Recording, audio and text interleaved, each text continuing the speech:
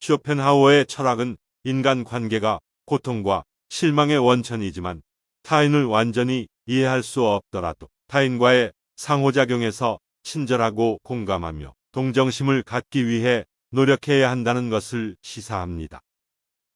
여기 쇼펜하우어의 명언으로부터 인간관계, 삶에 대해 다시 한번 생각해 보게 됩니다. 사람은 다른 목적 없이 타인에게 고통을 주는 유일한 동물이다. 재능은 아무도 맞출 수 없는 목표물을 명중시키고 천재는 아무도 볼 수 없는 목표물을 명중시킵니다. 인간 행복의 두 적은 고통과 지루함이다. 자신 안에서 행복을 찾는 것은 어렵지만 다른 곳에서 행복을 찾는 것은 불가능하다. 모든 사람은 세상의 한계를 위해 자신의 시야의 한계를 취한다. 사람은 혼자 있는 동안에만 자신이 될 수 있으며 고독을 사랑하지 않으면 자유를 사랑하지 않을 것입니다. 인생의 첫 40년은 우리에게 본문을 주고 다음 30년은 그것에 대한 해설을 제공한다. 우리는 다른 사람들처럼 되기 위해 우리 자신의 4분의 3을 몰수당합니다. 사람은 더 많이 알면 알수록 더 많이 용서한다. 기억은 가장 강하고 끈질긴 것이기 때문에 젊은 시절에 특별히 과세되어야 한다. 유머 감각은 인간의 유일한 신성한 자질이다. 행복은 마음의 상태입니다. 그것은 단지 당신이 사물을 보는 방식에 따라 달라진다.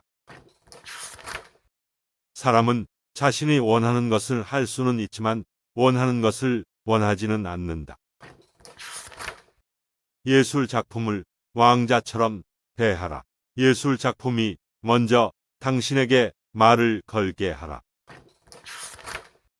희망은 어떤 것에 대한 욕망과 그 확률을 혼동하는 것이다.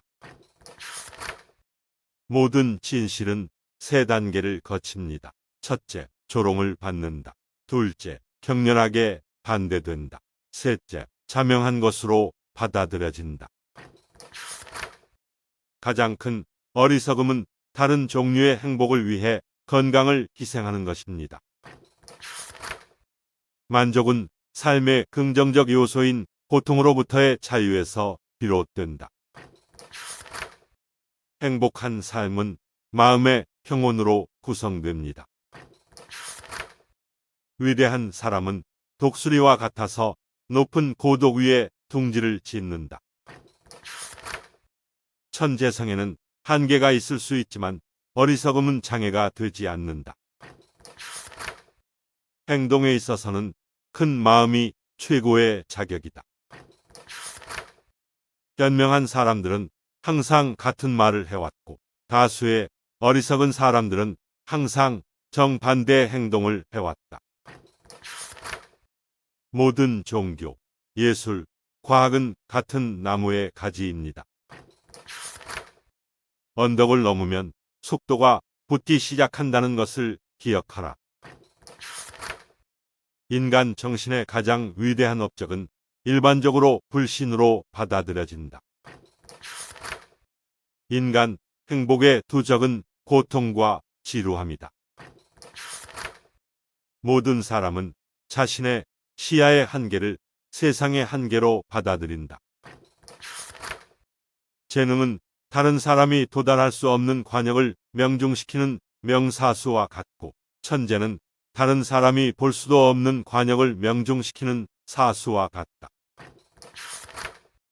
예의 바르게 행동하는 것은 현명한 일이지만 무례하게 행동하는 것은 어리석은 일입니다.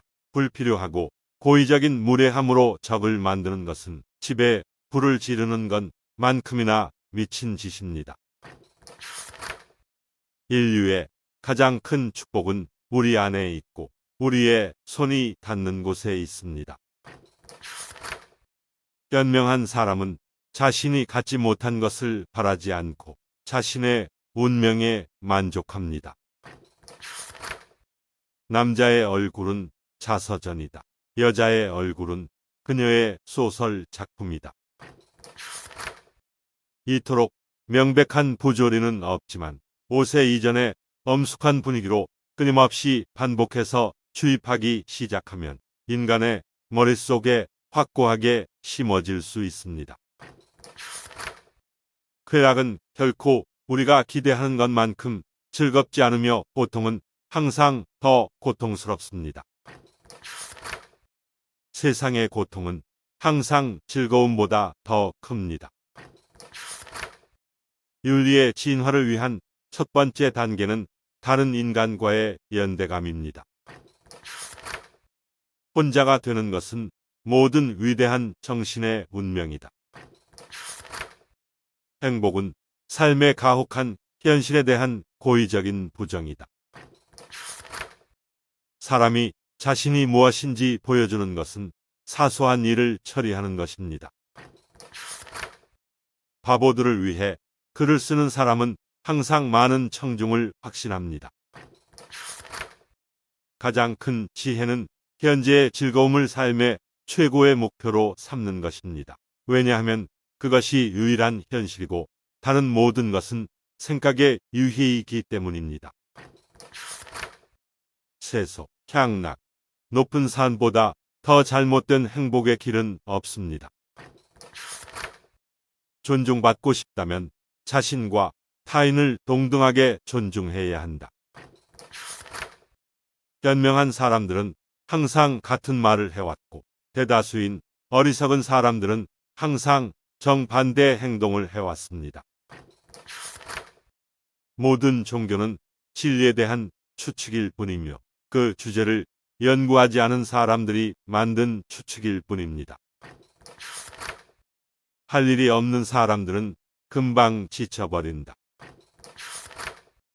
지성은 발견의 길에서 할 일이 거의 없습니다. 직관이라고 부르든 의지라고 부르든 의식의 도약이 오면 해결책이 떠오르지만 어떻게, 왜 그런지는 알 수 없습니다.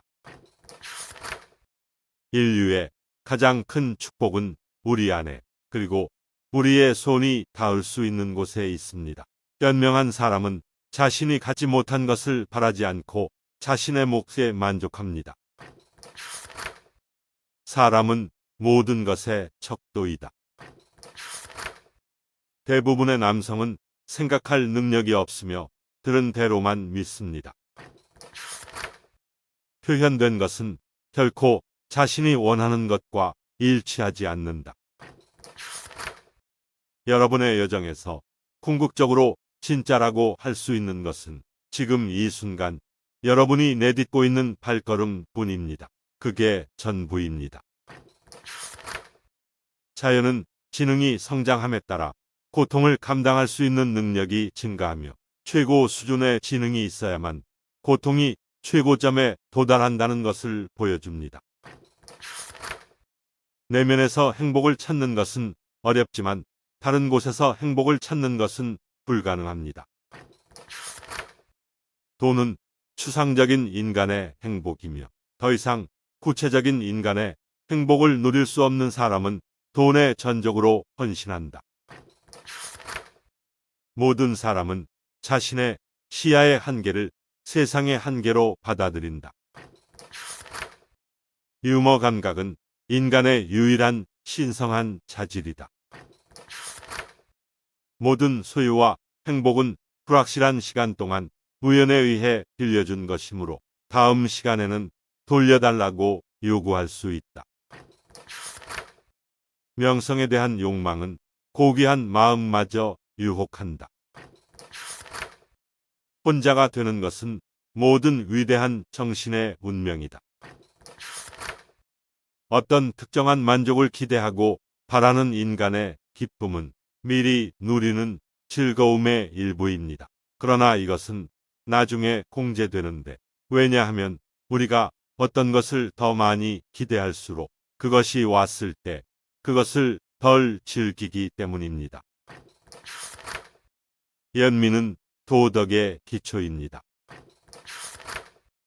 윤리의 진화에서 첫 번째 단계는 다른 인간과의 연대감입니다. 우리가 지옥에 닿지 않으면 어떤 나무도 천국으로 자랄 수 없다고 합니다.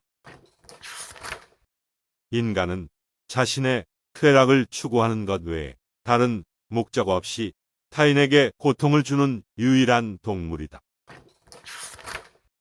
천재성을 가졌다고 해서 어리석음의 영향에 대한 면책이 주어지는 것은 아니며 심지어 유치함의 영향에 대한 면책도 거의 없습니다. 사람이 자신의 성격을 가장 잘 드러내는 것은 사소한 일이며 방심할 때입니다. 철학의 근본적인 문제는 세상을 이해할 수 있는가 하는 것입니다. 감정의 정도는 사실에 대한 지식과 반비례하여 달라진다. 우리가 우리 자신을 위해 하는 일은 우리와 함께 죽는다. 우리가 타인과 세상을 위해 하는 일은 남아서 불멸합니다. 모든 사람은 자신의 시야의 한계를 세상의 한계로 받아들입니다.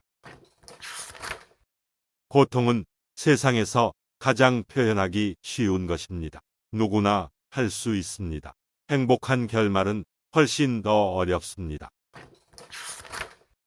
완벽보다 더 지루한 것은 상상하기 어렵다.